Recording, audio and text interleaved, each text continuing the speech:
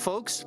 A lot of Americans are talking about moving to Canada. If Trump gets in power, if Trump becomes a president, they're gone. They're going up north. And I call BS on that. I don't see it happening. But on the off chance some of them are being honest, I'd like to tell you a little bit about our fair land so you can figure it out, okay? Let's start here where my elbow is, okay? All of this stuff here, this is the East Coast. I have nothing to tell you about the East Coast. No one's ever really been around there. That's founded by Scots, Nova Scotia, right? New Scotland. And they used to have cod as a big thing to fish. But the cod disappeared. We don't know if the environmentalists were right or what happened there, but the whole East Coast here, the whole East Coast, no jobs, pretty rough. That's why the Trailer Park Boys is so funny. That goes on near Halifax there. Now, the other funny thing about the East Coast is the Underground Railroad ended there. So there's a little bit of racial tension there. In fact, they used to have a place called Africaville, right, where the Underground Railroad ended up. And that was not a real Underground Railroad, by the way. So yeah, a lot of fishing done. If you call, like say you're on welfare in Canada and you call them up, then you'll be talking to a Newfie. We used to make fun of them. If you're from Newfoundland, we make them Newfie jokes. And Stompin' Tom Connors is from there. It seems like a wonderful place, and it's probably worth checking out, but no one's ever been. And if you move there, I doubt you're ever going to be able to get a job or make any money. Maybe if you do remote stuff, like you're an internet guy, then maybe you could move there. I don't know. Seems like it might be a little chilly. That brings us to Quebec. Now, you see this whole red thing here? This is a French province. It's the only one in the whole place that's French, right? But they blew up a bunch of guys in the 70s, and they said, you better take us French seriously. So now everyone who works for the government or any kind of job like that, all here, if you're on a plane here, you got to speak French. Because these guys, the FLQ, blew up a bunch of people.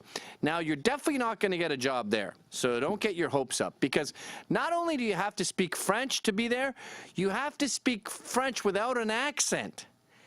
So a French person could say, hey, bonjour, je parle anglais, watch this. I am the English, and I am working at the museum in Ottawa. You get a job. You're fine. You're working for the government right away because you're bilingual. You can speak the worst English on earth, but if you're a native French speaker, you're good. So all of this, you got to speak French. Great place to visit. Couldn't recommend enough Montreal in the spring. What happened there was King Louis, he decided that he had the Filles de Roi, and that was sassy broads. And he said, you know what? I'm done with these sassy broads. We're going to send them to Canada. So he sent them down to Canada. Then these sassy little prostitutes, and even just like someone who was too lippy, they started mingling with the natives. And there's a lot of soldiers in Quebec. Jesus, I don't know how far back to go here. We sent the missionaries down to Quebec, right, to try to tell the Indians how great Catholicism is. Didn't go great. They got the Jesuits got their fingernails pulled out. So then we sent soldiers. That went a lot better because they killed everyone. But the soldiers needed dates. That's when the Filles de Roi come in, the women of the king, and then they start all mixing with the Indians, and you make a special breed of chick that's like a sassy French brought in an Indian. So they got the eyes like this, and then the big lips. Oh my God, I'm telling you. Just going chick watching in Quebec is one of the best things you can ever do. But you're not going to live there, all right? So just to recap here, we got the East Coast. No one's ever been. It's crazy there. There'll be storms.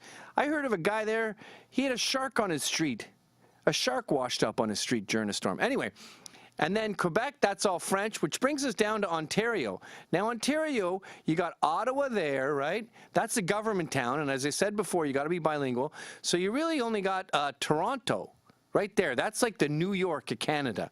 So out of all this, and by the way, totally ignore the North. The North is all French people and Indians. And when I say Indian, I obviously mean feather, not dot. They don't like each other, and they're up here in a place called hell. Really sucks in the north. They got bugs, and the spring is about an hour and a half. The summer will roast you alive. So you really only want to do down by the coast.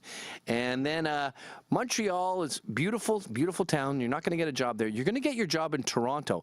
So to be clear, when people talking about moving to Canada, they're really talking about Toronto and then maybe Vancouver. They're not talking about any of this. And this is the problem with immigration in general. They always say, it's a big land. They can take tons of people. They can go up here and Ukta-Yuktuk and in the Northwest Territories and Yukon and all this stuff. You know how much of this land is livable up here? None of it. That's why they call it none of it. And over here, we got Alberta. Calgary used to have something going on there. It was like the Zurich of Canada. But the oil companies flooded the market, and now oil's too cheap. They did that to fight fracking, but they screwed Calgary, turned Calgary into Detroit. So these middle places, you're not going to end up staying in. And by the way, when you talk about places like Winnipeg, oh my God, you want to talk about cold? It's so cold over here that when you meet someone from, say, Winnipeg, you just go like this. It's like seeing a war vet. You just give them respect. Now, Vancouver is just like Toronto in that it's perfect for you. You're probably going to end up moving there. We're down to 2 cities, by the way. But in Vancouver, you got some rough parts. You got a lot of junkies. And I think in Gastown, you have a junkie die a day. That ain't good for morale. It gets a little depressing to see these guys lying next to a cup of blood. I saw that once in Vancouver. I saw a bum lying down, and there's just a cup of blood next to him. What happened there, guy? Nosebleed? I don't know. And Vancouver's also on the West Coast. You got that West Coast problem. There's a lot of people sitting on their ass all day, smoking pot, watching TV. It's not exactly a hub. It's not exactly Hong Kong. But it's a pretty cool place to live, and if you got some money, you should probably do that. So we got Vancouver and Toronto, the only 2 cities you're thinking of living in, and you got to get sponsored. Okay, you need a business to make sure you're going to go there. In other words, you're not going to move to Canada, so stop your lying. Thanks for watching. Click here to never miss a Rebel update. Want even more of the Rebel? Well, click here to become a premium member.